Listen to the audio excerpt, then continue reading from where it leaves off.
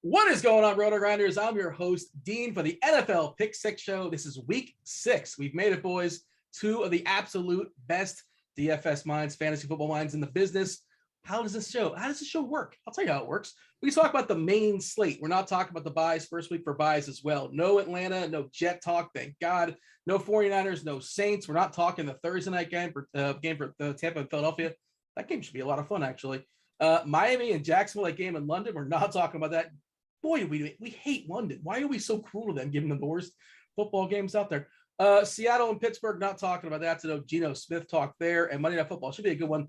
Buffalo and Tennessee. We're talking the 10-game main slate.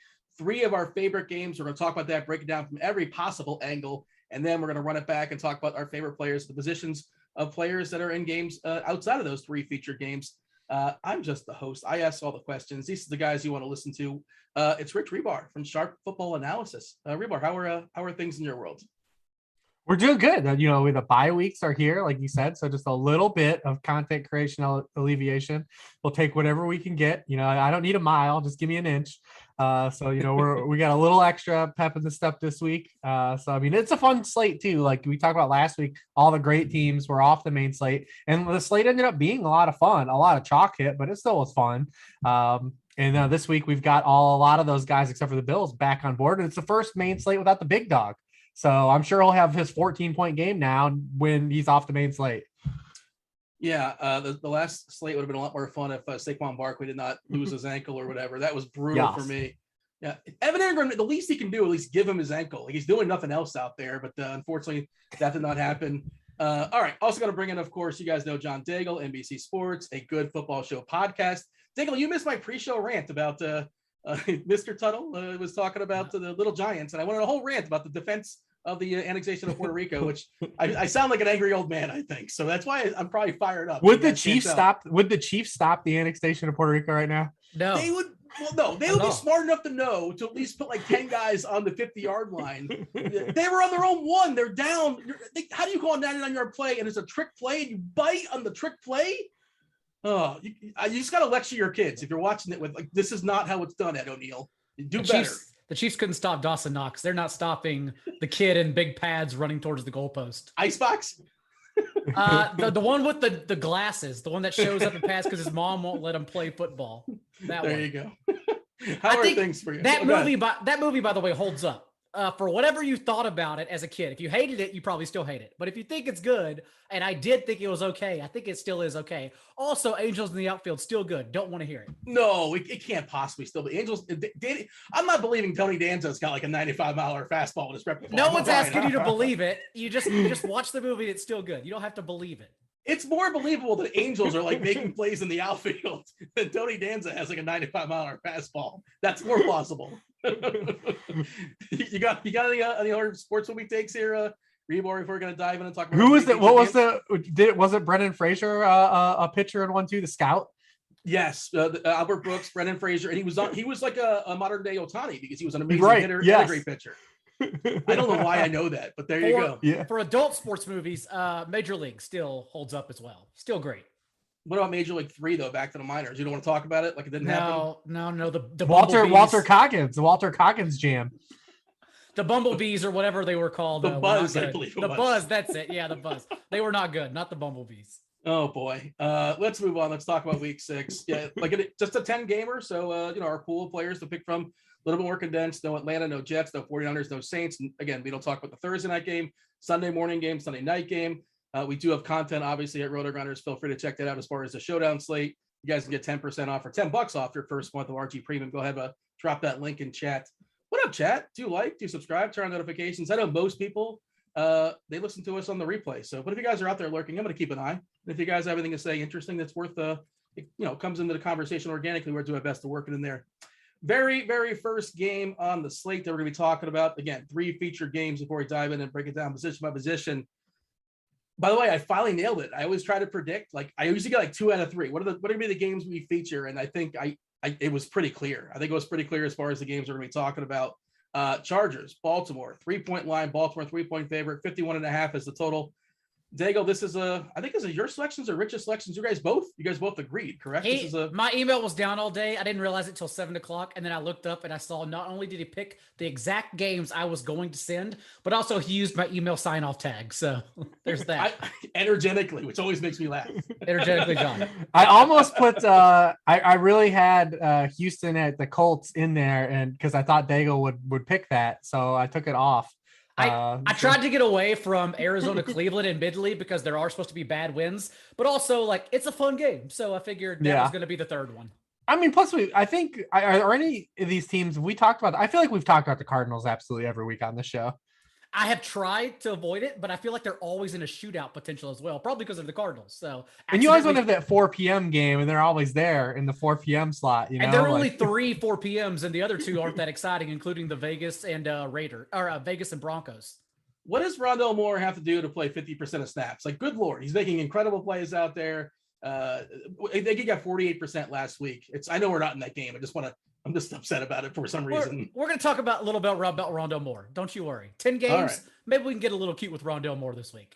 Well, to start us off, as far as the Chargers at Baltimore, great quarterback matchup.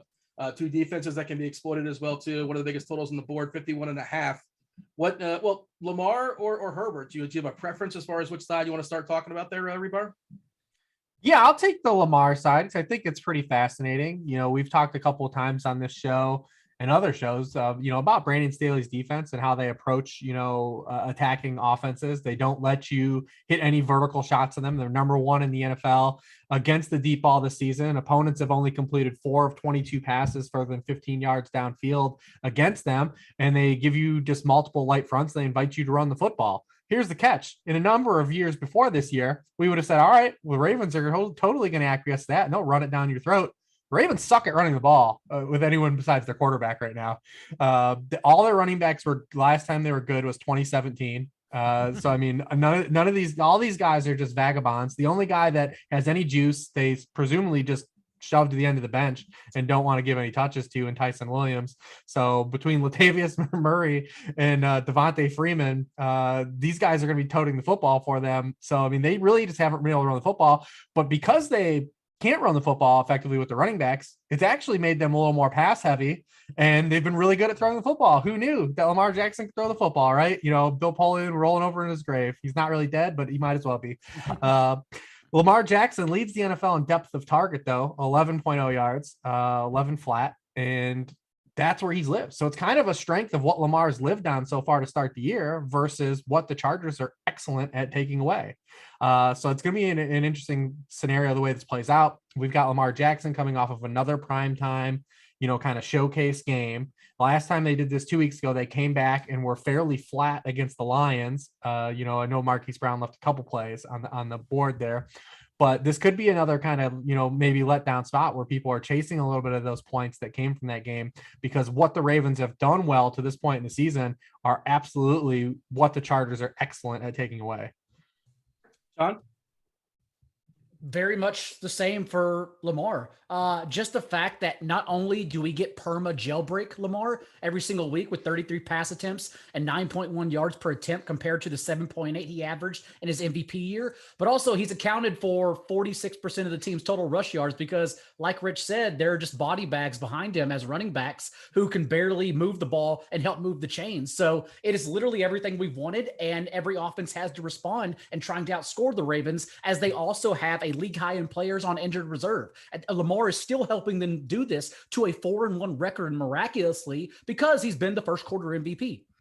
The offensive line is trash too right now. I mean, Ronnie Stanley's been hurt. Who they lost someone else on. I think they lost Ben Powers on Monday. Andrew Villanueva has been one of the worst tackles in the league. He's kind of playing out of position, but man, Lamar's been doing a lot of lifting early in the season. Favorite pairing with Lamar, is it Brown or is it Andrews? Andrews, of course, knocks down that completely horrific tight end spot. Do you guys have a preference? Anybody about a specific lean, or just get shares of both? I personally like Andrews the most this week because of where he's priced. Coming off of Monday night, because he had the blow up game while the pricing was locked in. And then also, like I said, where the Chargers are not giving up any production is downfield. 3 of 5 of Marquise Brown's touchdowns have come on throws over 20 yards downfield. 40% of his receiving yards have come on those targets.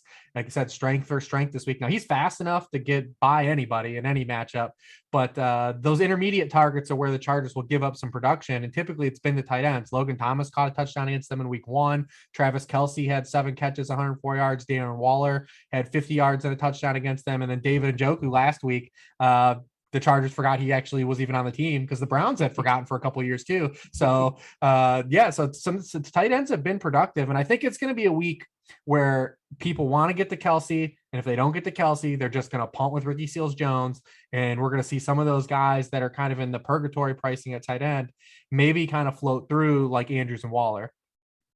Yeah, I mean, again, we record this on a Wednesday night. Injury stuff may be changing, as we saw last week with Dalvin Cook being ruled out. Madison obviously became this mega play and mega chalk play and pretty reasonable price. It just changed up your build to some degree. So understand that when we're having this conversation, we're recording this Wednesday night. We're always certain about as far as injuries, but right now it's going to be tough to get Kelce in there. Of course, always great for tournaments, but the way I'm looking at it as far as a build, it's just hard to make him work. And you referenced it, Ricky Seals-Jones. We'll talk about him soon enough. Super cheap on DK. Speaking of that, John, I got to know is, again, I don't know if we'll need this play. I'm not sure how much the salary squeeze is going to get us, but Rashad Bateman is $3K on DK. We don't know if he's even going to dress. I assume he might dress. They're pretty thin as far as receivers. I don't know the status of Watkins. He left last game. Is he interesting if he dresses for this game at $3K still minimum?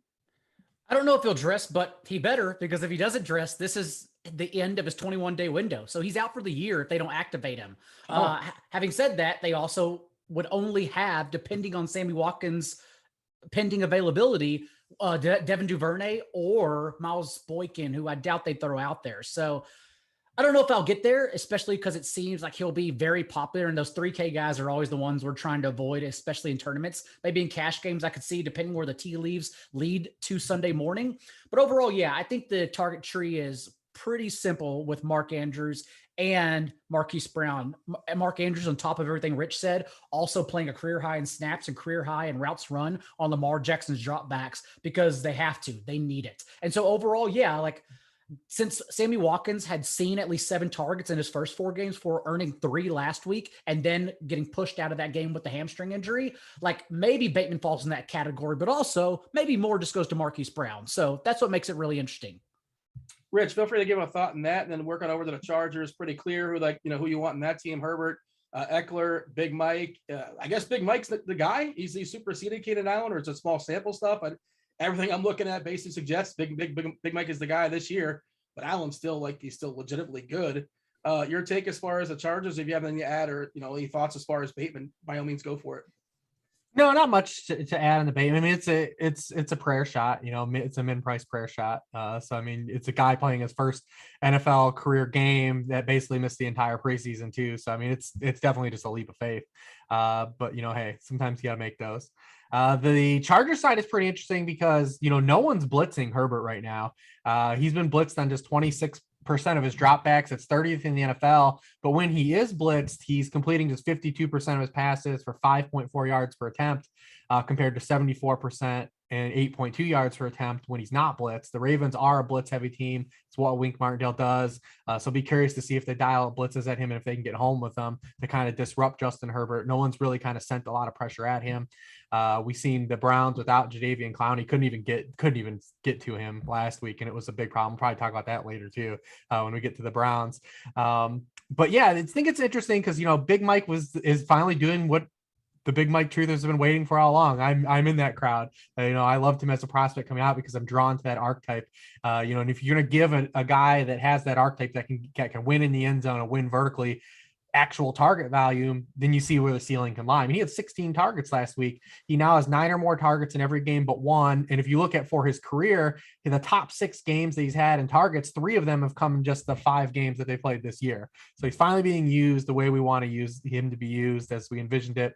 I will say Keenan Allen, though, just the way Herbert's playing and the amount of volume Keenan Allen's still getting, like we're going to run into some hot Keenan Allen weeks eventually. I mean, he's still 3rd in the NFL in targets. He's 5th in the NFL in receptions. Like there's going to be some weeks where he pops. I know he's operating now with an actual player that's being used as an alpha X, and he hasn't really played his career with a lot of those types of players. And we're seeing that kind of have an impact on him.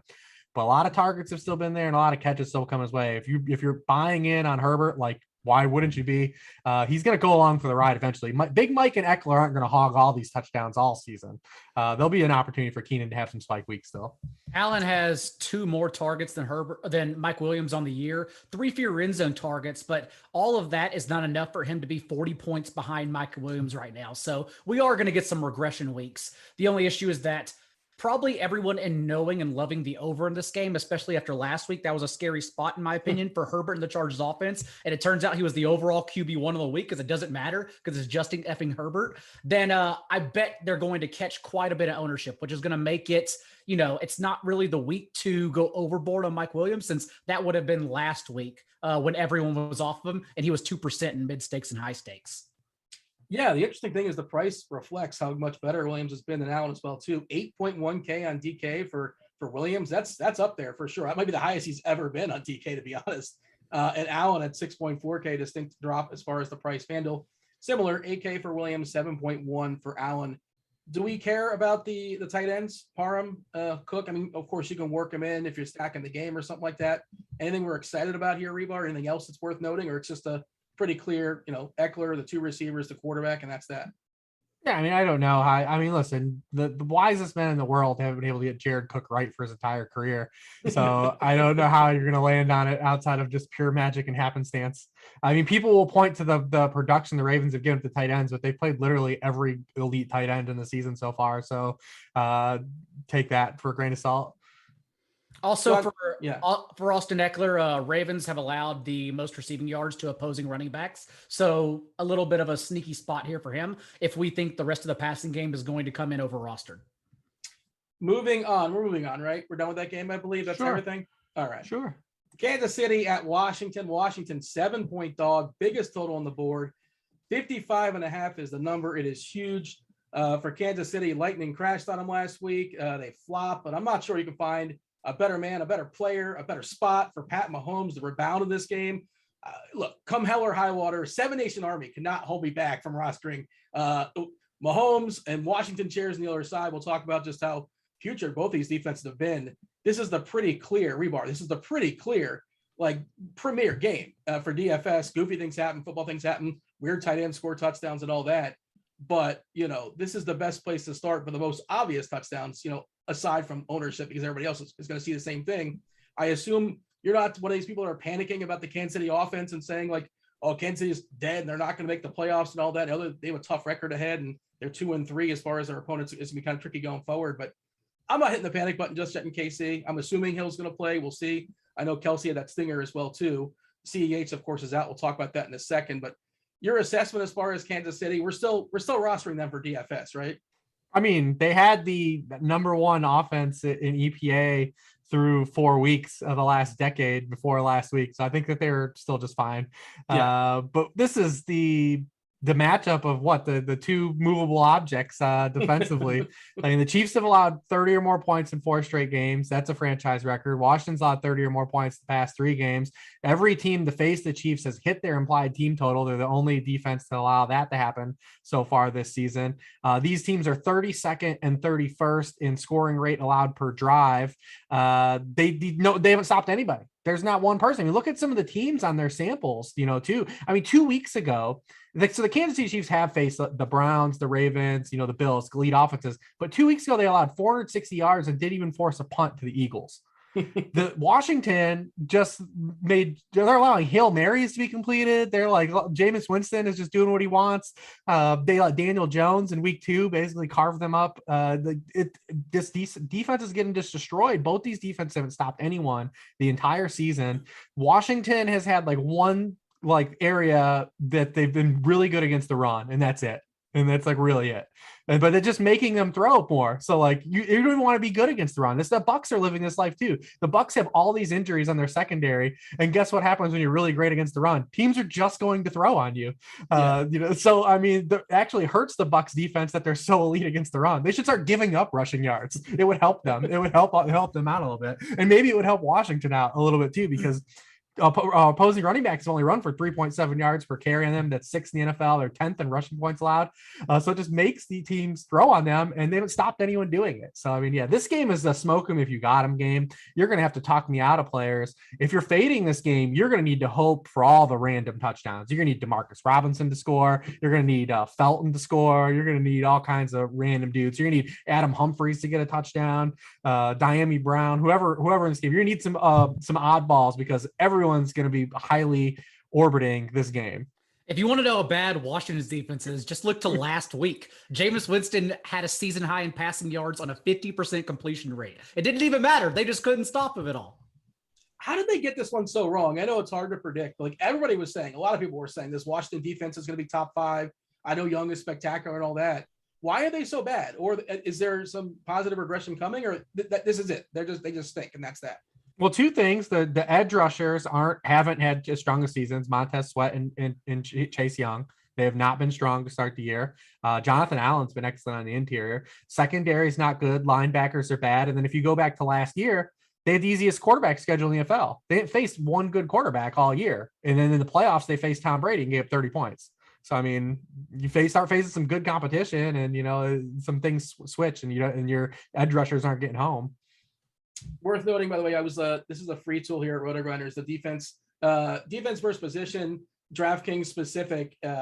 So Washington and KC are 1-2 as far as yielding fantasy points to quarterbacks, 28 and 28-ish. The third worst team is at 24.5. Just to kind of describe how much worse they've been than everybody else. Total fantasy points, I think they're 1 and 3 with Miami in the middle. Miami, of course, not in the main slate. Just both these teams are bleeding fantasy points for sure. Daigle, do you want to handle the running back situation with CEH out? Are we interested in Williams? Are we interested in McKissick? Is it going to be kind of mucky? Is they just going to throw the ball a ton because that's what you do against Washington? Well, what's your suggestion as far as that backfield? I do think Jerick McKinnon's role is slightly overblown. The Chiefs had 24 passes to just 2 carries from the middle of the third quarter on. From the time CEH left, they trailed 31-13, so there was no choice. And even then, it was Darrell Williams who had 5 touches and 4 targets compared to Jerick McKinnon's 1. Jerick McKinnon has 1 carry all year. Like, they're not going to use him at that role at all. And we've seen they still have confidence in using Darrell Williams both on 3rd down and inside the 10-yard line. So I do think he's actually looking at a 70-30 role, 80-20 even perhaps, over Jerick McKinnon, who I think people are going to assume is just going to take all of the 3rd down snaps. Your thoughts, Hribar, as far as that backfield? Is it more of an avoid than not an avoid?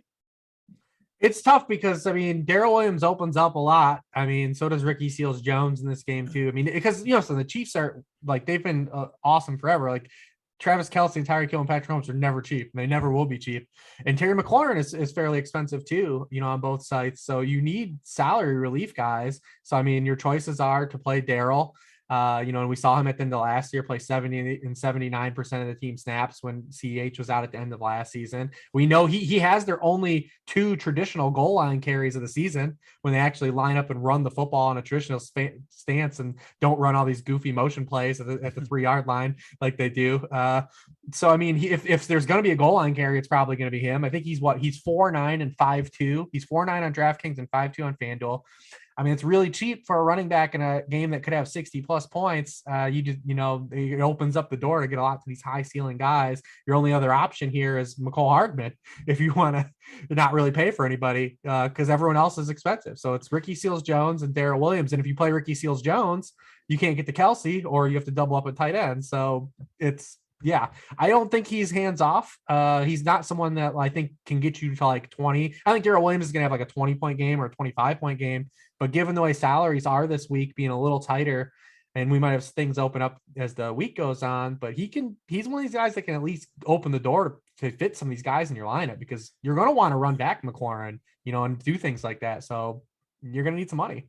Just remember that everyone that uses Darrell Williams will probably have the same build after they stick him in. They're trying to spend up for the same reason. So just be very careful about what you do after that and try to get contrarian around him if you do stick him in. But yeah, it's all the pieces. That's the issue. I think everyone may try and get a little cute with DeAndre Carter, but remember, DeAndre Carter only played for 3 reasons. One, because Curtis Samuel got injured, then also because Dammy Brown and Cam Sims were out. So we don't know the statuses of those players just yet. Otherwise, then DeAndre Carter would become a good cheap play. Otherwise, he's back to being the team's 3rd or 4th receiver. So we're not really worried about him.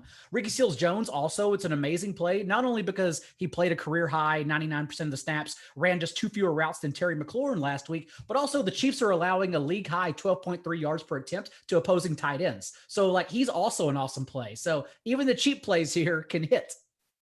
Yeah, Ricky Seals-Jones, expecting to come out and play on virtually every single play. Like you said, all the targets last week, 8, I think it was, and the price did not fully adjust, $3K on DK. It's all sort of dependent on how tight the cap may be, but as of right now, he looks kind of like the cash game du jour. We don't need to tell people that Mahomes is a great play and Hill's a great play and Kelsey always a great play. It's just dependent on how much it hurts the rest of your lineup. Kelsey is the cheapest he's been all season long. I think that's worth noting. It's $7K. He did have that stinger at the end of the last game too. I assume he's going to be fine. Stay tuned on that. What about the Washington running back situation? Daigle, you have any thoughts as far as there? Again, everybody's in play for sure. Gibson doesn't get enough touches that gets me excited, but when he gets the ball, he can burst for 70, 80 yards for sure. McKissick can catch 7 or 8 passes. You catch him on the right day. Thoughts as far as those two? He's still led the team in touches from the backfield in every single game so far this year. I've seen some of the Twitter doctors like Edwin Porras, Matthew Betts, who are very intelligent, good at what they do.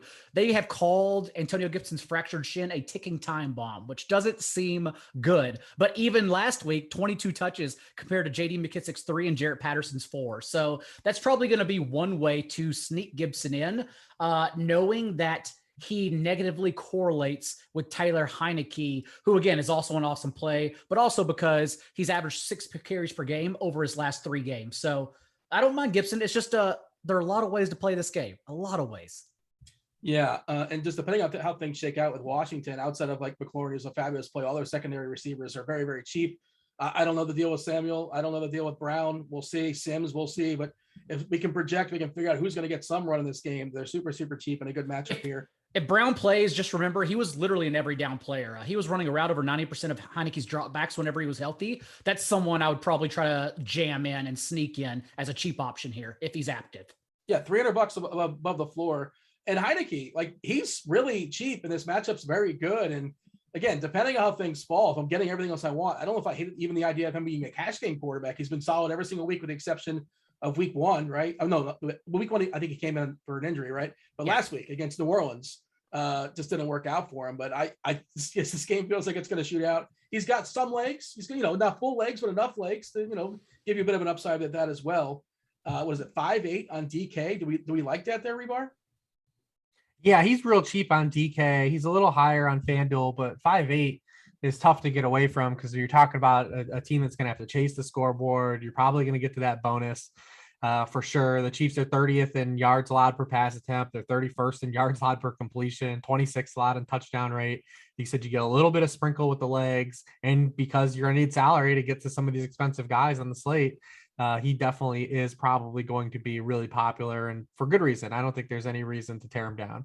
You don't think, since Patrick Mahomes has faced the league's lowest rate of blitzes, Reeves, and last week against the Bills, of course, they didn't blitz him once on Sunday night. Since Washington blitzes the 3rd highest rate, they probably calmed that down, right? They're not going to send the house.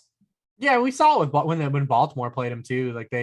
No one's trying to blitz him at all. Yeah, that's what I figured. I just wanted to see. Well, we saw this happen last year, when they faced, the teams abandoned the blitz last year, started to play too high, shell coverage, make you just beat them, make the Chiefs just beat you with paper cuts instead of give up one play. Mm-hmm. That's kind of what teams did last year, and that's how it's rolled over this year.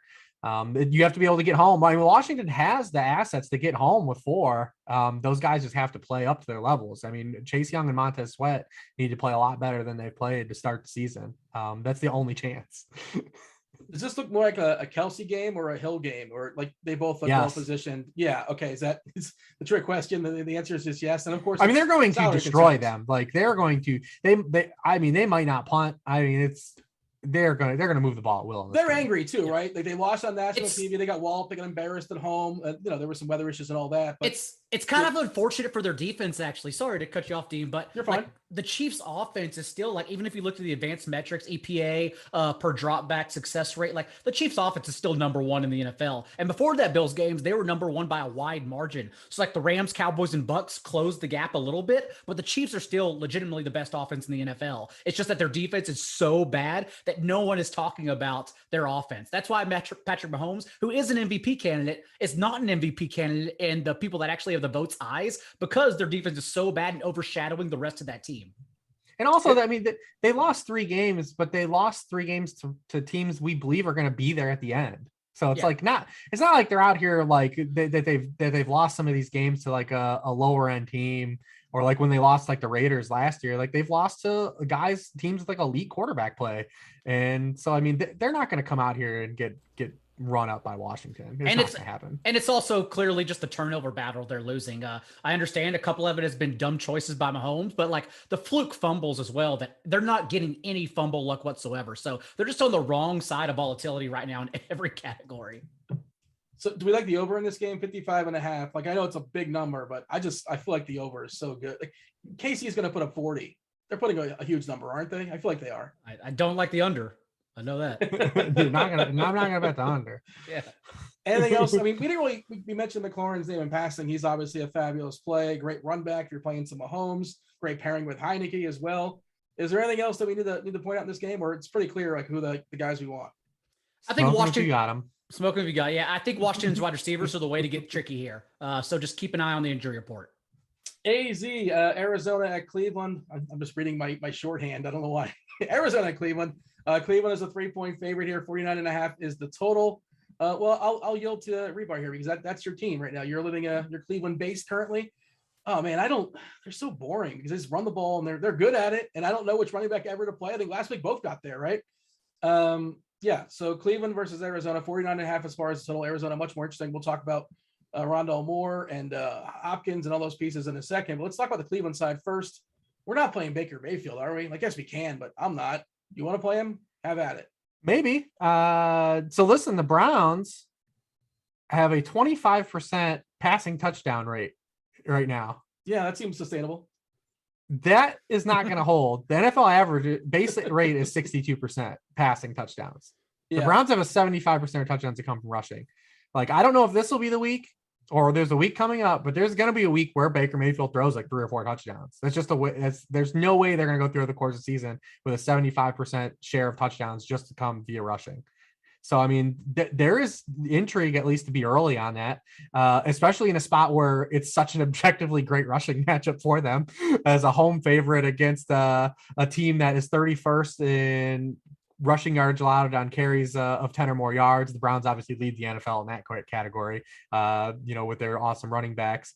And the Cardinals are just hemorrhaging rushing yardage when they can. They're averaging 1.3 yards fewer yards per rushing play than their opponent. That's 30th in the league. Browns are number 1 in that category. So the easiest signal is to say, yeah, play some Browns running backs. But man, what if this is the contrarian spot? Just because we know they're going to have passing touchdowns. Like they're going to have passing touchdowns at some point this season. Odell is just ridiculously cheap, man. And I get people are tired of hearing about Odell being cheap and people are tired of chasing the Odell games. But hey, man, here it is again, man. $6,000 on FanDuel for a guy like Odell Beckham. Like he's 5-1 on DK. What's that? 5-1 on DK. I mean, it's ridiculous. It's crazy. And in a scoring environment too, that could be like this. So last week they had the scoring environment, but the thing is if you look at the Chargers, it's not an Odell Beckham thing. The Chargers, we talked about it earlier to open the show. They have given up nothing. They're number 1 in the NFL against deep ball, and they're number 1 against opposing wide receiver ones. They've given up no production, and they've played a bunch of good wide receivers to start the year.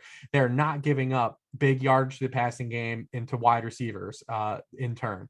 So, I mean, he's really cheap there. It sounds like Jarvis Landry is not going to play again this week. It is only, Wednesday night, but it sounds like he's not going to play. It said he's targeting this 3-game homestand to return, which doesn't sound like, hey, I'm going to be back in week 6.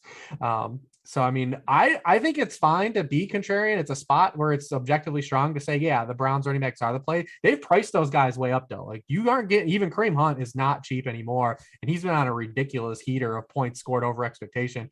Kareem Hunt has a lower share of his team's backfield touches than Cordarrelle Patterson. He's running absolutely pure right now. There's going to be a point where the Browns have some passing touchdowns. That's all I'm saying. It's going to happen. Go ahead. I have some takes as far as Cleveland. I'll reserve them for a second. Go ahead, Daigle. Give your thoughts. I was just going to say Baker Mayfield also last year, 58% completion rate on throws 20+ yards downfield, 10.8 yards per attempt. This year, it is at just 25% throwing downfield with 8 yards per attempt. So that would be some positive regression since when the pocket has been clean, he has been an effective thrower downfield. Not this year, though. So that's another reason to believe when he regresses. It's still harder to spot in-season regression as it's happening than off-season because we have months to talk about it. We know what's coming compared to the rest of the league metrics. But against the Cardinals defense, like, sure, why not? Because they got away with one last week. Trey Lance, QB 18, even in having 16 carries, but it should have been much better than that after so many injuries in the Cardinals secondary. So if they're still dealing with those secondaries, why the hell not? Beckham, 3 targets last week in a game where they scored 42 points. He was on the field for 81% of the snaps. The snaps have gone up in every single game, 64, 79, 81%. If you cover the name up, like, the price is fully justified. Like, he's not been good. He hasn't been good for a while outside of a couple outlier games. Well, his first 2 games were good. He was excellent when he came back. He had a 31% team target share, and he should have scored 30 damn points the next game. He should have scored 30 points against the Vikings. The guy's wide open on several plays. It was nothing that happened against Minnesota had anything to do with Odell Beckham. That's the issue is that they're prayer yards right now. Like, Beckham leads the team in air yards and targets since he came back, but also Baker Mayfield has the highest inaccuracy rate of throws downfield, 68% of his throws. So, like, right now he's not even hitting them. That Vikings game, like you said, Rich, Beckham was wide open. There should have been 2-3 touchdowns Baker left on the field. Played well, a season high 305 yards, 2 passing touchdowns this past week against the Chargers in what I thought was a very tough spot. So maybe that was the game he got right in. Isn't Mayfield playing through an injury, like a labrum or something like that? Is that possibly affecting his only when he plays bad, apparently? I mean, that's how these things work, right? It wasn't a story in week 4. Then it was a story in week 5 because he was trash, and then it wasn't a story last week because he played well. Like, that's how those things work, right? Like, yeah, I mean, and also last week he had a carry where, like, he led with that torn labrum shoulder. It's his non-throwing shoulder, and he, like, led and he was just bad in week 5. Like, it's okay to just say, like, the dude was ass in week 5. Like, what are you gonna do, man? Like, it happens. Like, he's not that type of quarterback. He's not gonna come out and be elite every week. He's just not that type of guy. He's a streaky player in game too, and for stretches of the season. So I don't know. That's what it is. But I listen, you can objectively, it's a great spot for the Browns running backs. Like, it just is. I get it. It's a fantastic spot for those reasons we laid out. But people just don't like playing them because it's a clear split in the backfield. And like you said, you need some mega positive variance for Hunt. And he's been getting there with some great positive variance, but you're going to rely on that. And the price is always, 6.2K? That's pretty, I don't want to say 7.4 on FanDuel now too. So they bumped him up a good bit. He's more than DeAndre Swift, more than Darrell Henderson on FanDuel, more than Joe Mixon on FanDuel. Guys, they're just going to touch the football inherently a lot more than he will. And Chubb has 22 touches in 3 consecutive games, literally just a matter of whether he gets in the end zone or not. We talked about that last week. I played him against the Vikings, had 22 carries, didn't get in the end zone. Last week was flop like he got in the end zone. And he was a great skinny stack with Mike Williams. Yeah. I think Chubb's an amazing tournament play for sure, for all the reasons we're talking about as well. And I just think people don't like playing these running backs because it's a clear split. And, Chubb every single week his usage is what, or snap count is between 50 and 55% essentially. That's what it is. And you don't really see him they're not on the field at the same time, as far as I can tell. I'm looking at their snap count, doesn't total over 100. So maybe there's like the off play here and there where they play together, but I guess that's not going to be a thing. Let's talk about the Arizona side. Kyler Murray, obviously one of the best quarterbacks every single week. He's pricey. I think people are going to go to Mahomes first. If they're spending all the way up, that just kind of makes sense. But for sure, Murray can get there. Kind of a down week last time, but doesn't mean he can't do it this week. Hribar, your thoughts as far as Arizona, Murray, the backfield? We don't really know right now as far as Edwards is not practicing, or he's kind of a light practice. It's a Wednesday, so who really knows? But apparently he's dealing with a shoulder. Yeah, Kyler, just the one rushing yard last week. It was the first game that they had where they were kind of stopped. Previously they went over 400 yards in every game and were scoring basically almost on every drive. He hit a little bit of a lull last week. But we've had more of a sample of him being really excellent. Like you said, I think a lot of people will play Mahomes. It'll be interesting to see if we get Clowney back on the field. So without Jadeveon Clowney last week, the Browns pressured Justin Herbert on just 25% of his dropbacks. Their previous 3 games, they had pressured the quarterback 54% of the time, 54% of the time, and 37% of the time. So it was a big difference that they just weren't able to get home on Justin Herbert last week. You're going to have to get there against Kyler Murray. I mean, under pressure, he's completed just 57% of his passes, but when you don't get there, he's completing 80% of his passes when kept clean. You're going to have to get some pressure on this kid. And when you play perfect defense against Kyler Murray, it might not be good enough, as we saw several times with the Rams in the Rams game.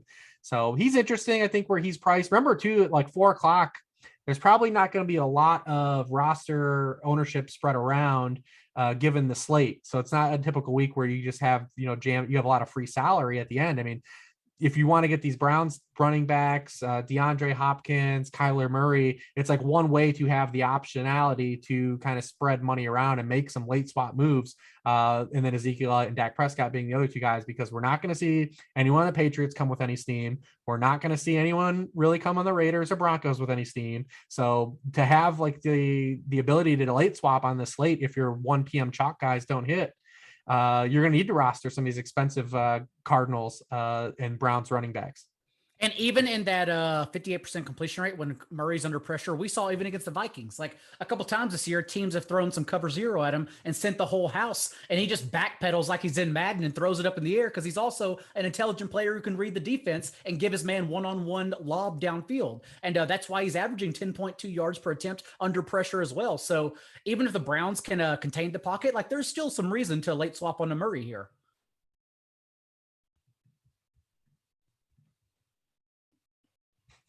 I'm on mute. It's week 6. You think I can do better than that? Yeah. So I was asking the problem with Hopkins.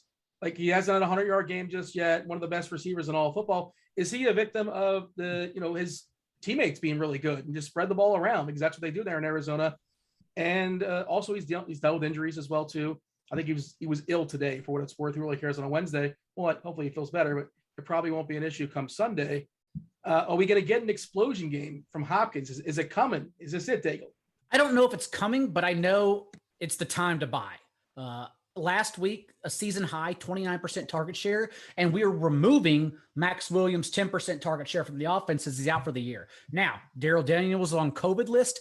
Are they going to bring Daniels back and treat him like Max Williams? I have no idea. I've seen Cliff do dumber things in his career, but there may be a reason also why the Cardinals ran a season high rate of 10 personnel, 4 wide receivers, 28% last week, which also led to Rondale Moore's season high in snaps, a 19% target share as well. And Moore also, for the first time all year, ran more routes than Christian Kirk. And so there's a little bit of encouragement there. But either way, when you take Max Williams out of the offense, I want to see where ownership comes in at, because it may not be a reason to pay down for Christian Kirk or Rondale Moore. Maybe it just means more targets for DeAndre Hopkins too. It's a volatile situation. So I think it is a very good week to pay up for DeAndre Hopkins. And I don't think a lot of people are going to get there.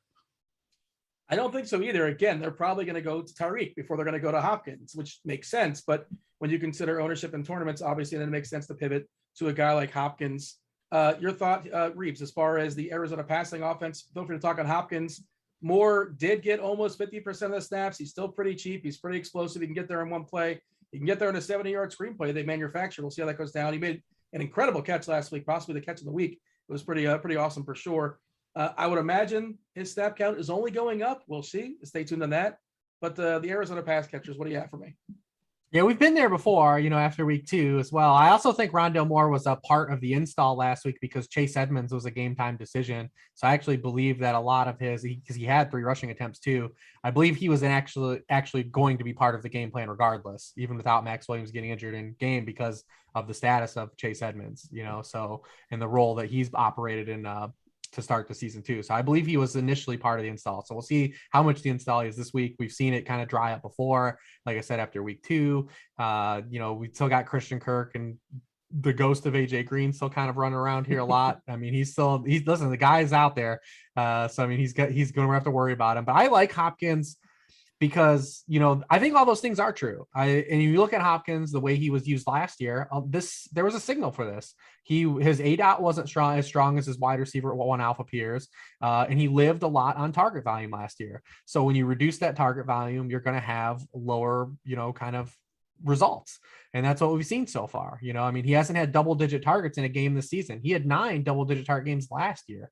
So when you reduce the targets with the way he's used, and he's not a guy that is a major separator and, he's winning downfield a lot. He's a clasher, man. The dude is a bully. He's one of the best players at using his body.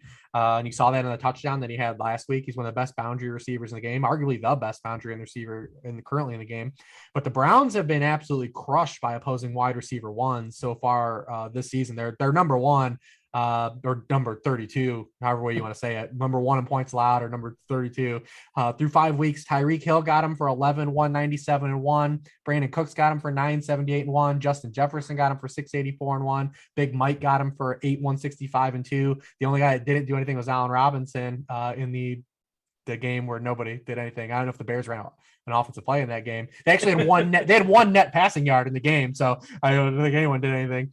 So I mean, I think that the matchup lines up well, but all those things are true. I don't know if we're ever going to get a 30-point Hopkins game because I don't really see a scenario where he's going to probably get to the 15, 16 target games that he could have had last year because these ancillary guys are just way better than what they've had last year. And Kyler's been way better at getting the ball to them than it was at this point last year where they ran just 3-by-1 ISO. And, if Hopkins was, not doubled, he ran like a crosser, a smoke route. So, I mean, I do like him in this matchup. And I do think that he's fine to lock up salary because he gives you pivot options later. Like I said, this is a unique slate, man. Like if the 1 p.m. doesn't hit like it did last week, you're gonna need to make some moves this week, and there's not gonna be a lot of salary tied up on multiple teams, so you're gonna need some of these pieces to kind of be able to move some chess pieces around the board later. Yeah, it's a good point you make as far as again, that's always something we always remind people about. That is like you don't just set your lineup and forget it. Don't do it Rump Appeal style. You got to be attentive, be on top of these things, and based upon how your team's doing in the first 1 p.m. games. Yeah, if you're on Terry McLaurin, if Terry McLaurin is your highest roster wide receiver and he doesn't hit, you got to do something at 4. Like, it's still the one major edge too in DFS. Like everyone is so sharp going into lineup now. Like even the fact that the field knew Leonard Fournette was going to be chalk, and thus everyone pivoted off Leonard Fournette and got the passing game last week, and Brady double stacks was effing genius. I didn't get there, but everyone else I know got there, and it was an amazing play just because they knew what the field was going to come on. But late swap is still the one thing everyone lacks behind in a lot. And so, it's just the one thing I keep stressing to people. The Friday 6 p.m. Eastern show where everything's wrapped up after injury reports, we do it, a good football show, shameless plug. That's the one thing I keep stressing is late swap is still there for everyone, even when you're at the bar with your friends. Set your phone to send you a reminder and just do it at 2:00 every single Sunday. Yeah, and if your player is crushed, and you had some players that are like 3, 4, 5, 6, 7% O's, if they absolutely crushed, and you have somebody that's ambitious, and you're in the 4:00 slot, try to get somebody who's chalky and let them come get you. Trust me, I thought I was good with 2% Brandon Ayuk. Turns out 2% Brandon Ayuk, it might as well be 0%. Yeah, well, on to the next week, I suppose that's how it works.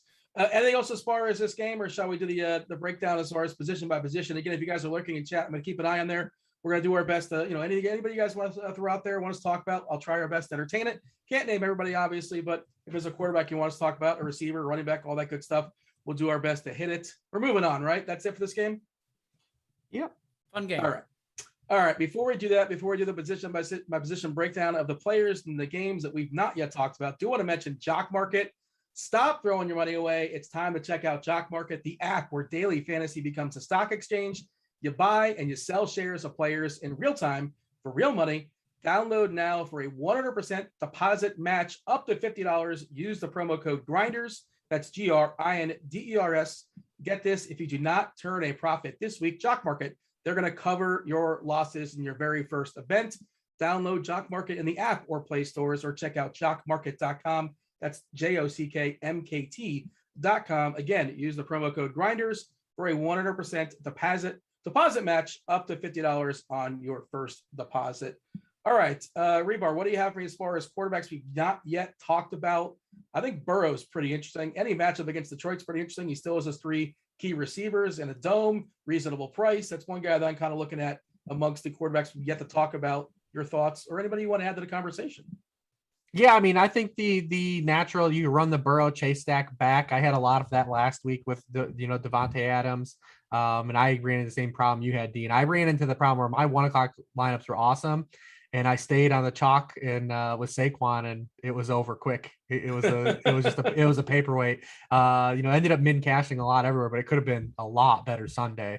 I thought we were really cooking with them, but I think you can run both those back. Detroit's been the second worst offense against deep targets too. That's kind of where Chase is living. Chase has run really hot. He's way above, he's the wide receiver 32 in expected points. But the dude is just running absolutely pure because he's able to turn these moonshots into, to touchdowns. On downfield targets, he's caught 8 of 13 for 4 touchdowns. All other Bengals receivers have caught 2 of 8 deep targets for just 56 yards and no touchdowns. It's really kind of been one of those things, but you hope that the Bengals the last 2 weeks where they've been a little bit over past expectation, compared to early in the season, that when we play these opponents like Detroit, and I think they play the Jets next week, that we don't see this reversion because, it could easily be if Joe Mixon's healthy. I mean, no team is giving up more touchdowns to running backs than the Lions. 75% of the touchdowns allowed have gone to running backs. You would peg that to start giving up touchdowns to wide receivers, especially with how bad their pass defense is. But running backs are getting into the box against them. Even if you take away the Aaron Jones game, it's still 66.7%. So a lot of production there. Joe Mixon looked good when he touched the ball last week, especially on that touchdown. The only other guy I will bring up, and it's gross to even bring it up, I think he's more of a FanDuel play than a DK play because Heineke's so cheap.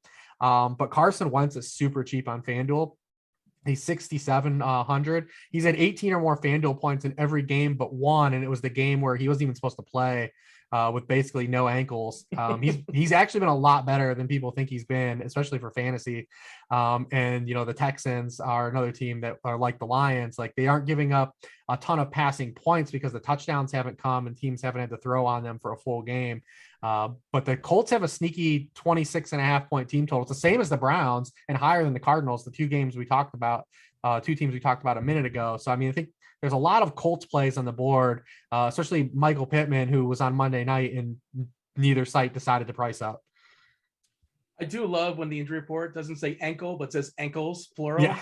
I do get a certain amount of enjoyment out of that. And maybe the Sharps, maybe Vegas is on the fact that like T.Y. Hilton might be back in our lives. And historically, player versus team and in a dome, Hilton just absolutely crushes Houston. 4.1 on DK, 5K on FanDuel. Do you guys have a read? Anybody have a read as far as Hilton, if he's going to play this week? And if he does he get standard run? It's not that Colt wide receiving core is really hard to crack. I saw beats to suggest that he was still because it's the same thing that Bateman's in. So them activating him to practice just opens up the 21-day window. As someone who does the waiver wire, I can assure you, this is the most aggravating thing about 2021 and last year is that everyone accounts for 3 weeks for the injury report. It is so much longer than that, though, because remember, they don't have to take them off. And then when they take them off, it's a 2-step process. It is activating for a 21-day window and then bringing a player back within 3 weeks, which is why it's always more educational. It's more informative to look to the bye week. That's why, for David Montgomery, Saquon Barkley, we can see they have a week 10 bye. And that's why I assume those players are going to be out until then and not return till week 11. Same for the Vikings this week. Dalvin Cook returned to practice limited on Wednesday, which skews it a little bit, but the Vikings have a bye next week. So if Dalvin Cook is in, I would imagine he's fully healthy because I wouldn't think they'd play him, even though they did 2 weeks ago. I wouldn't think they'd play him unless he's fully healthy with a bye right on the horizon. So that's actually what I use for my injury reports is their bye weeks coming up. Yeah, not on running backs just yet. I want Michael Pittman, or I would love for T.Y. Hilton to actually play in this game. Suggestion seems like it's more of a longer shot because he's been activated. Because if anyone wants to play T.Y. Hilton, please go ahead, because Michael Pittman's going to get a ton of steam. Because he's 5,800 on FanDuel. Like, that's too cheap. What? Because he played on Monday night and he's locked in. The dude has 29% of the team targets the past month. He's a wide receiver, 17 in expected points on the season. And he's facing the Texans. Like, I think he was one of those air yard model guys, right? That finally got into the end zone. I think that's the case. Back-to-back weeks, yeah, and that's what's frustrating about his salary is that it was like 3 consecutive games. He had over a 25% target share and 20% this past week, but that was the low in that 4-game stretch. So like, he's not going away. He's here to stay. Let's clean up quarterback, Daigle. We threw out Burrow. Dak, of course, is lurking. He's one of those guys you could potentially pivot to. And if you have your quarterback still left there, if you're playing Kyler Murray or something like that, you're playing Baker Mayfield. Daniel Jones is expected to play this week. At least that's how he's on track to play. The whole Giants team, I don't know what you're doing with that as far as writing up the Giants. I'm sure you're having a great time, Daigle. But the whole wide receiving core, I don't know. On a Wednesday night, we'll see. Stay tuned on that one. But yeah, thoughts as far as some other quarterbacks? Genuinely, that's my quarterback pool. Burrow's the only other one I had written down besides the one we were talking about. So I'll buy some time and talk about the Giants offense. Devontae Booker with Saquon Barkley out last week did get all 19 touches in a game that Gary Brightwell was also active for. Brightwell just played 16 special team snaps. They didn't play him on offense behind Booker at all. And so I would imagine it's going to be all Booker. Now, it's a very tough matchup on the ground against the Rams. But the good news is they also use Booker as their pass catching back with 28 passing routes on the team's 42 dropbacks. So Booker's going to be in there no matter the game script. Also for Kadarius Toney, people are worried about Sterling Shepard coming back. Remember, Sterling Shepard, who has been historically worse from the boundary, a lower yards per route run throughout his career. This same coaching staff just pushed him to the boundary last year whenever they had a slot receiver in the middle, just in giving him 80% of his routes from the boundary last season, a career high rate. And so I would imagine they leave Kadarius Toney in the slot primarily. But Toney's also shown, like, no matter what you do, he's averaging 10 yards per catch on screens. Like, they're just trying to give him the ball with some concerted touches. And for as bad as a prospect I thought he was, like, they're finding a way, Jason Garrett, somehow, some way, to get the ball in his hands in a very intelligent manner. So I think Toney's a good play no matter what, even if Shepard comes back. It's a lot like we talked about last week, where we wanted Carlos Hyde to be active so we could play James Robinson at lower ownership. And I did. Turns out Urban Meyer forgot James Robinson existed in the second half. That's part of the problem I didn't bake in. But if Sterling Shepard's active, I still think Kadarius Toney's a pretty good play. All right. Other running backs that are worth talking about here, Hribar. I mean, CMC, if he comes back, he was really close to coming back last week. The report on Wednesday was it's a 50-50 chance that he's going to play this week. So that'll be fun for sure. As far as making lineups on a Saturday night, hopefully we get like a Schefter bomb or something like that. But we'll see. Stay tuned. But he's just like too cheap on DK at 8.8. FanDuel, I believe, still has him around 10K. He's 10. Yeah, which makes it a little bit trickier. And, obviously he's a better play for DK just because of his, pass catching ability, get that full point PPR. If Cook does go, and like you guys talked about, like, why just kind of, hold him back for one more week, give him the bye, give him 3 full weeks.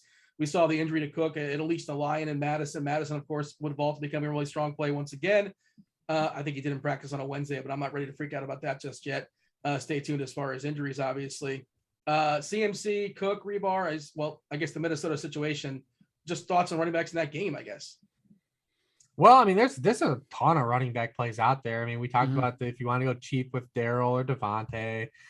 You got some min price guys. I mean, Jonathan Taylor is in a really great spot, 10-point home favorite. We talked about that team total. If you don't want to play the gross players that I mentioned, you could obviously just play Jonathan Taylor, who is still really good at football, as it turns out. Is Mac going to keep playing? Are they showcasing Mac? What's the story? I don't want 3 running backs. I don't want to pick one of them. Of course, he's obviously going to be the guy, but just him taking 5 carries is annoying.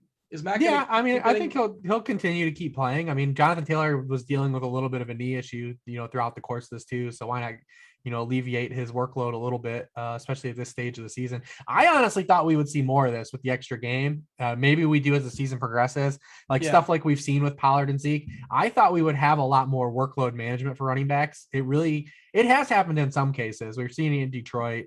Another great running back play, DeAndre Swift, this week, where DraftKings refuses to price DeAndre Swift up. He's literally built for DraftKings pricing, and he just is hanging around like 6K like every week. And the Bengals are 29th in receiving points allowed per game to opposing running backs. They're good against the run, and the Lions can't run the football anyways. But I mean, another dog situation. I mean, it's a situation set up for DeAndre Swift again to catch a bunch of passes and get high value touches. And DraftKings is like, well, we'll just leave it at 6K because whatever. But I did. Is he their best pass catcher? Is it Detroit's best pass catcher? Yeah, it's him, right? I mean, Hawkinson's he's playing through it. The Sun God's been playing all right the last couple weeks. Who's the Sun God? I don't know who that is. I'm on Raw. Yeah, I mean, plus DeAndre Swift's a natural bring back. You play Burrow and Chase, and you have Swift. It's real easy to get there that route. And then I feel like no one ever still wants to keep playing Darrell Henderson, but because they're a little worried about like one, he seemingly leaves the game every week now with some kind of injury, whether he goes to the blue tent at least once. But he's balling. He's getting a lot of high value touches. The Giants are 30th in yards per carry to running backs, 23rd in rush points allowed per game. Huge favorite. It is a road game, but huge favorite. So I mean, I think those mid-price guys are also looking pretty good too. Daigle, thoughts? Anything you want to add as far as those players thrown out there? Anybody else want to add to the conversation? Mixon, I think I saw you tweeting about Mixon. Mm-hmm. You feel better about him because he's ahead of schedule where he was last week, and he's practicing at least. I think was it limited or full practice on a Wednesday, but practice nonetheless is positive, right? Limited, but also he was DMP Wednesday through Friday last week and was limited on Saturday. And then, of course, out touched 15-11 and out snapped 41-19. Whereas if we get even one full session, maybe even limited all week, I think he's a pretty awesome play, because if it is a blowout situation, no matter who you run back with the Lions, I would expect, now that he's already back at practice, Mixon to be a part of that blowout. Also, Bengals second highest pass play rate, neutral game script the past 2 weeks, but maybe that is because Mixon was on the mend. So I do love Mixon a whole lot at low ownership this week.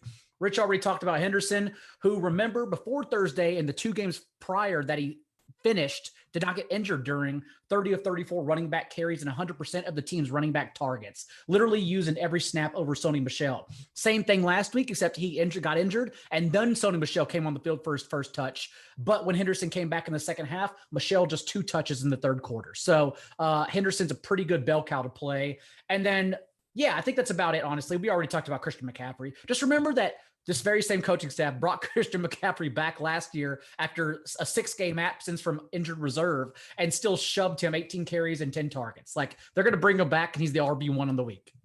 Is Samaje Perine also on the COVID list for the Bengals? We're playing Chris Evans as well if like Mixon is limited. I will get there. I'm not going to get there in Chris Evans, but just thought I'd throw that onto the Mixon thing just to monitor Samaje Perine's eligibility of clearing 2 tests.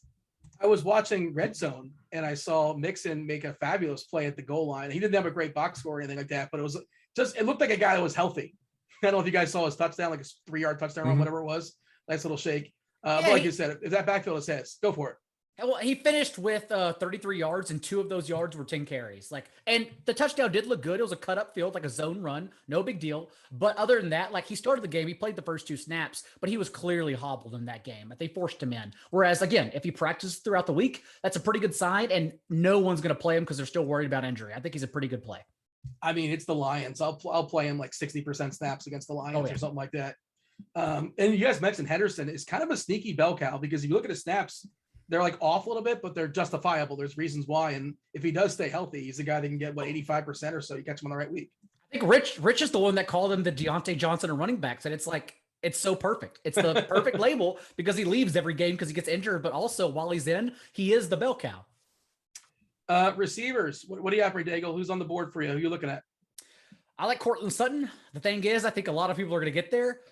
Second most air yards in the league while leading his team in targets this year, tied for 3rd in the league with 5 end zone targets, but only the wide receiver 33 in fantasy points per game so far, because he scored 1 touchdown to date. So whenever this positive regression hits for him, like Baker Mayfield throwing downfield, it's going to be a floodgate. It's not going to be just 1 and then he's done. It's going to hit hard. And so the Raiders also allowing 15 yards per catch to opposing wide receivers, a pretty good spot. I also like Robbie Anderson and Justin Jefferson skinny stacks. Everyone is going to get off Robbie Anderson, maybe even DJ Moore, who's a better play, admittedly, than Robbie Anderson. But hear me out. Robbie Anderson still without Dan Arnold the past 2 games. It could just be not just because of Christian McCaffrey, but because Dan Arnold. Anderson has run around on 92% of Sam Darnold's dropbacks the past 2 weeks with a 23.7% target share. No one's going to play him. He's a thin option, I understand. But that as the run back to Justin Jefferson, who is usurping Adam Thielen, who is not hitting the touchdown regression the past 2 weeks. Yeah, I think it's a pretty good play. Robbie Anderson, say it ain't so, man. I had so much of him last week on Yahoo, and he's still $3 above the floor on Yahoo. And I'm probably going to go back there. Isn't he supposed to have like chemistry with his quarterback? And he has just one fewer target than DJ Moore the past 2 games. I understand it hasn't been. There's been no production. I know. And I say this as someone who played Robbie Anderson last week and then also played Terrace Marshall the week before. Terrace Marshall, the one who's dust. Like, he's just drawing dead till one of them gets out of the way. But I still think it's a pretty good play. Justin Jefferson significantly over Adam Thielen, as we're now seeing the changing of the guard to the end zone targets. Like last year, Adam Thielen, a league high 20 end zone targets, converted 13 into touchdowns. This year, Justin Jefferson has 1 more, also has 8 more targets than Adam Thielen as a whole, with nearly 200 more air yards. Like, he is the both intermediate and deep option for this team. All right, jump in there, Rich. Robbie Anderson, lowest catchable target rate in the NFL. My buddy Dan Pizzuta has been on the Darnold is getting way too much steam, and he kind of tweeted it earlier in the week that Sam Darnold is number 1 in the NFL in EPA on throws under 10 yards and 31st in every other throw. So he hasn't been able to throw the ball downfield at all. That's been kind of the bugaboo for Robbie Anderson. The targets are all there. I mean, feel free to keep playing Devontae Adams if you guys want. I mean, if you guys don't want to do that, that's good. Fine. So the last 3 weeks, Devontae Adams has 45 targets, 29 catches, and 402 yards. The Bears wide receivers in total have 35 targets, 19 catches, and 299 yards as a group. So, I mean, you can just play him as the whole passing option in that game, because the Bears completely don't want Justin Fields to throw the football. I think we covered most of the wide receivers. We talked about, Pittman. We talked about all the guys in the games that we want to talk about. So I don't really have much else to add. I do kind of like Darren Waller this week, just because we've seen Darren Waller do this before, where he goes and lulls. Like, Darren Waller has done this his whole career. Like, he did it even in his breakout 2 years ago. He did it last year, kind of through the front half of the season. Like, he's a guy, though, when he gets hot, he puts up big numbers. Like, he doesn't always just get there on like the 5 for 50s like he's been having. Like, he'll drop some 100-yard games in a row. And I feel like this is to be a week where he really sneaks through because people are tired of playing him. You're going to play Kelsey. You're going to play Ricky Seals-Jones. So, and he's another one of those guys at 4. Like, if you roster him, he gives you salary to do other things. You can always go to Dalton Schultz. You can go to Noah Fant, and then use that salary to go elsewhere if you didn't hit anything at 1 o'clock. What's wrong with Fant? Why is he so bad? Just depth of target, 5.8 yard A-dot for Noah Fant. I mean, it's hard to do anything on that. Like, you're not getting used and with any downfield targets, you're just kind of a check down line of scrimmage guy. I mean, it's tough for a tight end to live that way on that low of depth of target. We'll say did run a route season high, 93% of Teddy Bridgewater's dropbacks this past week. And there's a reason for that, because Alberto is on IR now. So if he's going to continue playing like career high rates, that's the reason to chase him this week. Yeah. I mean, is that on Teddy though? That's just like the way Teddy plays or the way Teddy passes, or why are his routes so short? Is there a reason for that? Yeah, all the above. I mean, it's tough to really say, but that's how you're not getting there though. I mean, your targets, you just can't get there that way. We've seen that with a couple of teams. Thielen was like that until the last 2 weeks. T. Higgins is living that life right now. T. Higgins is getting no vertical targets. His A-dot is 7 yards. Like that's not going to help us get there. Trust me, I have a lot of T. Higgins in my teams. I know this. I know the pain that is the T. Higgins life right now. And that's happening with T. Higgins actually having a higher target share, 23 to 22% over Jamar Chase. It's just that Jamar Chase is so damn good. Like, why would you ever have him stop running deep routes as 21-year-old Des Bryant? Keep him out there. Yeah, but if you're not like a huge yak guy, like, you can't live on A-dot like that. So that's just Fant. I know he's a tight end, but you need more than 6 yards depth of target, man, to really get anything going. I mean, you need some high variance targets for fantasy football. Otherwise, you're just Kes Watkins. Yeah. I mean, you need something, man. You need some meat on the bone. Targets matter. Not all targets are the same. Daigle, I ran some optimals before the show, and these are the guys that are popping on a Wednesday night. And Hribar said he was done with receiver, but T. Higgins, 55% he's popping. Myers, Jacoby Myers, maybe this is the week. He got to the 1 last week, so maybe this is the week. It's every week. I love it's a new thing now. Everyone's like jumped on it. It's like you just see it everywhere now. And then Brandon Cooks, who I forgot about Brandon Cooks. Can I vent about Brandon Cooks because the 4 guys that I never even heard of caught touchdowns last week for Houston, none of which named Brandon Cooks. And I was like, who are these guys? And Brandon Cooks is awesome because he's in my list too. He's going to be in my pool because everyone's going to try to play Colts. We already mentioned their team total, but I wonder how many people are going to run it back. And like, there's only one way to run it back. Like last week was the first time all year that Brandon Cooks had a lower than a 21% target share and fewer than 7 targets. So like, that's the play you make. Like you just run back. It could be Jonathan Taylor. It could be Michael Pittman. Doesn't matter. However you get there to soak up Colts touchdown equity, also play Brandon Cooks. And that makes you contrarian naturally. Don't chase Chris Moore is what you're saying, or don't chase Chris Conley.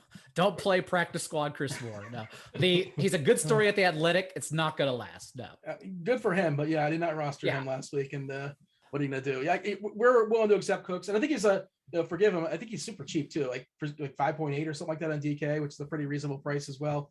If you have any more receivers, feel free to fire off. But then give me your tight ends, Daigle. I don't think I have tight ends. We talked about them all. That's it. We talked about Darren Waller, Ricky Seals-Jones. That's it. You don't want to talk about Evan Ingram? We're never going to talk about Evan Ingram. We're never going to do it. To be fair, though, like 3K on DK, that's one that if Eric Crane were here, I love you, Dean, but Eric Crane would be like, 150 out of 150. He'd just be like, I'm going to go over the field. Ricky Seals-Jones, like 99% of snaps and just 2 fewer routes than McLaurin. Like that's the guy you go over the field and say, I'm going to get contrarian around him at that price just because they priced him wrong. He's going to be like, it's Wednesday night, but I would say at least 25% in tournaments. Like Alexander Madison last week, unless you tell me he's going to be 100%, I don't care. Yeah. It was a free square. You take the free square and you get contrarian around that free square. Man, is it possible maybe the way be different is to run out 2 tight ends, play Ricky Seals-Jones and Kelsey in the same game? Oh God, I'm going to vomit. I'm just trying to think of a different actually, way. You can. You know what? That's pretty good. So I have issues with this because you have to break your brain to think of Travis Kelce as a wide receiver, but really he is a wide receiver. So like if you just call him Travis Kelce the wide receiver and then put him in the flex, I like that. That's a good play. He'd be wide receiver 5 on the season or something like that. What would he be? Something like that? Maybe 5, 6, top 7. Well, his price dropped. He's 7K, so that would put him just like right around Terry McLaurin. And like he's objectively a guy that hits at a higher rate than Terry McLaurin does. Yeah, that's actually a very good call, Dean. I wish you hadn't said that out loud now. Oh, I wish I actually tried to make that happen a couple weeks ago, and I had a pretty good lineup with it, but somebody ruined it. Can't remember who it was, but Evan Ingram. No, it wasn't Evan Ingram. Actually, both my tight ends were like okay. I think it it was one of my better lineups of the week, and it is one way to be different is running out 2 tight ends. It's something I'm more likely to do on DK, just kind of where the structure goes. I don't do so much on FanDuel. I'll research on the spot. Rich, give him some tight ends. I know he probably was Evan Ingram, but I mean, we named all the good tight ends. Everyone's going to play Ricky Seals-Jones, man. Like, so like you can mix in Mark Andrews and Darren Waller as like the purgatory pricing guys. You can pay up for Kelce because he's 7K on DK. He is 8.5 on FanDuel. So it's hard to do the Chiefs stack on FanDuel. It's really hard because McLaurin is 7.4. So it's really hard to run that. So, I mean, you almost have to take Ricky Seals-Jones. He's 5K there, which is pretty cheap. But that's really it, man. I mean, who else do you want to play out of these Andrews, guys? We talked about him. Yeah, Andrews, you play me. You could keep playing Dalton Schultz if you want. That's even really man. Even though we talked about Noah Fant, like he's still just 500 cheaper than Mark Andrews. You would play Mark Andrews every time over Noah Fant on FanDuel. That's the issue with FanDuel. Yeah, my thing is like, if you roster Waller, he gives you salary relief later because he's pivot money and could still hit. He also gives you a contrarian guy later. If your chalk is good early, and then if you chalk is bad, your stacks go bad, you can use that salary to go elsewhere as well. That's what I do like about him, because you can go down to Schultz or Fant and have like at least solid tight ends to pivot to. But yeah, who else are you going to play out of these guys? I mean, I would say Hawkinson, but like he was a DNP today, and I think he's playing through some kind of injury. He did get 80% of the snaps. Not really sure about his routes. He's playing through Jared Goff is what's happening. Like, well, that too.